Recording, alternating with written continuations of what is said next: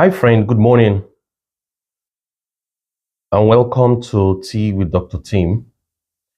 I want to believe that you're all set and fired up for today. As we get started on these few days talking about purpose, like I introduced you to the session yesterday, and I talked about three feedbacks and testimonials from those who have gone through my sessions in the past. In today's session, within the next few minutes, I will be asking 5 questions. And from those 5 questions, if your answer is no to one or more of them, then I highly recommend you stay close with me on this program within the next couple of days. The first question: why am I here? And when you're asking this question, why am I here? That question cannot be answered if you don't go back to the basics, which is, who am I? Who am I?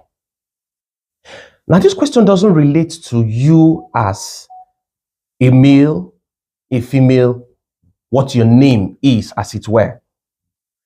You see, many of us, the society has so hypnotized us that in terms of who we really are, we need certain external factors to validate who we really are. We need to put on certain things, Gucci, Nike. We need to put on Rolex, use an iPhone, drive an exotic car. These are things that kind of puts us in certain pedestal, that gives us a feeling of who we are. But these things are disillusional. That's not who you are. If these are the things in which you are hinging who you really are, which is your actual identity, then if you look inward, you're going to feel this emptiness right in the core of your being. And I ask again, who are you? Like I'm asking myself, who am I? And the next question is, where did I come from? See, if you cannot answer these questions with all honesty, and then with all reality and truth, with substance, that something is essentially wrong. And right here, you can find a solution. Where am I from? Where did I come from? Your source. While looking at these sessions, I of course touched on my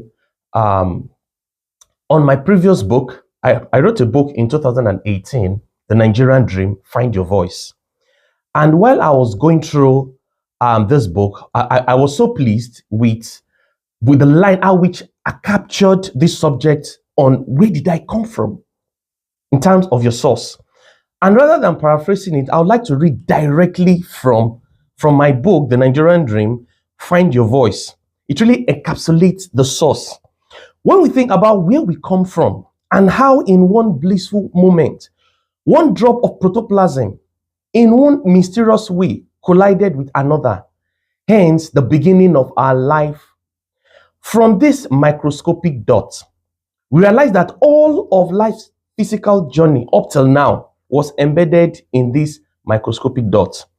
You can't even see it with a microscope. It's just too mysterious and mystical to even contemplate that something as tiny as the head of a pin contains everything that you need for this physical journey. From your birth to the shape of your eyes, to the color of your skin, it is all in there. Even your height, the length of your hair, and the change of the color of your hair as you grow older, the shape of your face, and every single requirement you need is all factored in there. Now, to find your source, try tracing the origin of this microscopic dot that you came from.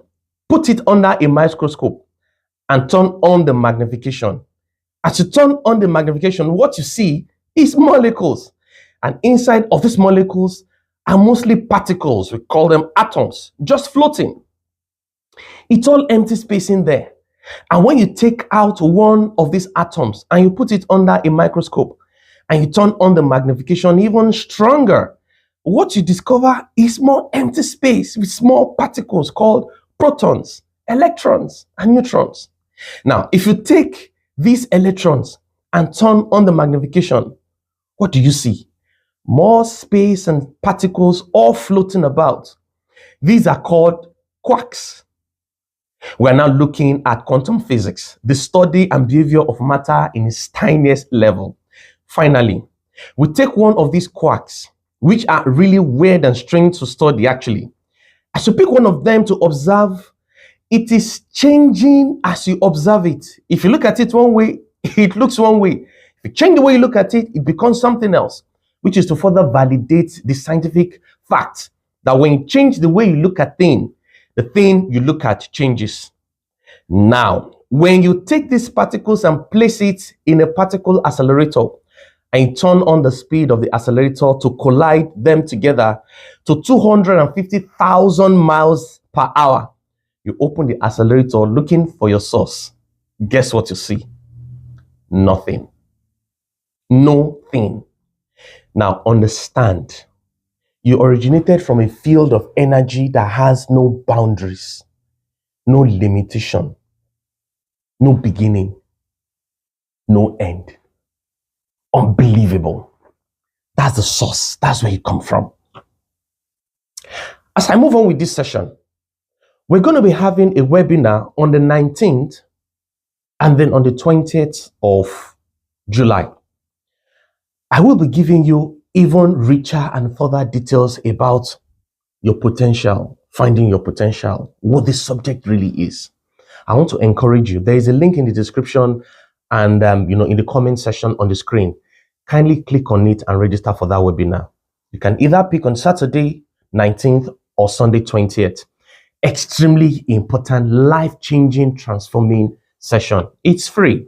All you need to do is just to register. As we begin to look at this subject even further, and then the next thing we're trying to find out is, why am I here?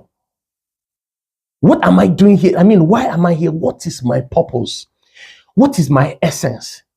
If you don't find your purpose, if you don't find your why, which is actually the nexus and the central point in all of the subjects, if you don't find a why, waste is inevitable. Uselessness is going to be right at the front. If you don't find a why, you can misuse the opportunity and the opportunities you have. For example, I have a set of cutleries in front of me, and there's a plate of meal. If I do not know the why, the purpose, the essence of each of those cutleries, I can pick up the knife and begin to eat with it because I don't know why the knife is there. I don't know its essence. I don't know its purpose. And with that, you get swayed by any trend, every opportunity that presents itself to you. But when you know your why, you are able to stay put, stay glued, and stay consistent at something. And the last question which you have to answer is, where am I going? Where am I going? And this has to do with destination. If you're bored on the bus, or you get in a car, full tank, you start up the ignition, and then you begin to drive, and you don't have a destination, how do you measure your growth? How do you measure your progress? How do you measure if you're doing well or not? You've driven 3 hours, and you pulled over, and you're tired and exhausted. How do you tell, talking about where you're coming from to where you are, how do you tell if you've done well? If you've gone halfway, 25% or 75%, how do you tell if you've done well? If you don't have a destination, if you don't have where you're going to. If you have, or you know where you're going to, your destination, all this madness of comparing yourself with another person, what somebody else is doing, how far somebody else has gone, all of those madness and unhealthy comparison will not be there because you're fighting your own battle. You are driving on your own lane. You're not looking if somebody else is doing what you're doing or not doing what you're doing. You will not be concerned about what goes with it. Let's have something at the back of our mind, folks, particularly those from Africa. You're looking at the economy, what the government policies are saying, how tough situations are. All these subjects, I dare say to your face, do not have any game, do not have any place to play as far as purpose is concerned. They are playing their own game, you are playing your own game. I'll say two things. One, the politics, the economy, the situation in the country will get worse. Even next year. What I just said now, cut out this part of this video. Keep it. July 11th, 2026. Go back and play it. You will realize that things have gotten even worse. When I was going through this book I just read, this short excerpt, I was shocked that some things I was citing in 2018 when I was writing the book. I wrote this book a few months to the election in 2018, and I was shocked and baffled when I realized that the things I highlighted and pointed out in 2018, this is 2025. 8 years after, those things are still as vivid. And I tell you, if you want to look at the economy and the situation around to determine what you're going to do as far as your purpose is concerned, and well, you will be highly disappointed and life will be wasted. Now, number two, if you want to use money as a yardstick to tell purpose, then you are not actually on the search, on the ultimate search for purpose. I'll use this example and then I'll close for today. Some years ago, business wasn't doing so well, and I wasn't making as money as I wanted to. But I'd found my purpose. And then I decided to go into paid employment. But guess what? I wanted something that aligned with my purpose. I went to this company, applied in there. I met with the chairman of the company. I was admitted in there. Now, the way I explained what I was going to do, well, of course, I met with the HR, I met with the admin, and then in the process, of course, I met with the chairman. Now, the way I explained what I was going to do, this particular department, under a department was carved out. There was nothing like that before. It was carved out. Every one of us might not have that kind of luck. But what is quite general that I want to drive at is this. When I got in there, during my interview, I made it clear, even if I wasn't going to be paid doing this job, I will still do it, and I will do it happily, because this is where I find purpose. This is where I find joy. I started out. I didn't know that surveillance was placed on me, monitoring me, my actions, my attitude, my interactions, my reactions, how I was doing my job. I didn't know. And then after 1 year, I got a salary raise. In fact, I think within the first 1 year, I had 2 salary raises and 1 promotion. And I was wondering, on what ground? Guess what? Over the years I spent in this company, jokingly, the managers, my supervisors would say, and of course I also had the chairman. The chairman wasn't the person I was reporting to. I had a manager, then head of a department, then an MD, and then a chairman. The chairman was far, far, far above me. Often I will hear him say, Tim is in his natural habitat. And then it became a joke that my supervisors and manager will, often tease me with, Tim is in his natural habitat. I wasn't forcing myself to do it. I wasn't forming to do it. I wasn't impressing anybody to do what I was doing. I was myself. I was walking the way I would naturally walk. I was talking the way I was naturally talk. You don't form to talk the way you do.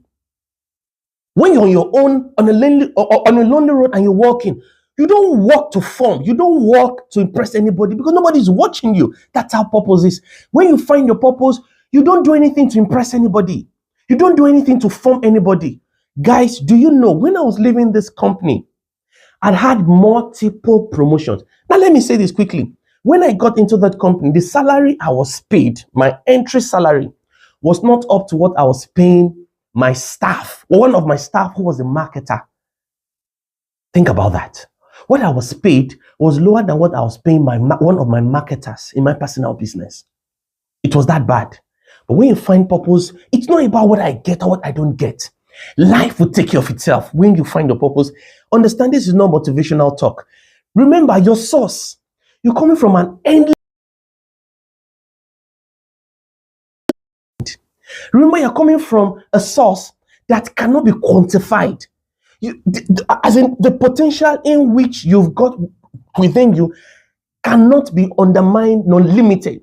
It's not based on external validations. This is who you are. It's just like a fish. It swims. It's just like a bird. It flies. It does not need anybody to fly beside it to tell it, yeah, flap your wing, you're doing well. It just flies. That's just what it does for a living. It just flies. When you find your purpose, you just do it. Folks, when I left this company, I rose up to the highest position I could ever get to in that department. Confidentially, this was not general, but I was approached for it a few months before I left. I was being contemplated to head one of the companies as an MD. Think about it. And I wasn't interested in any of these things.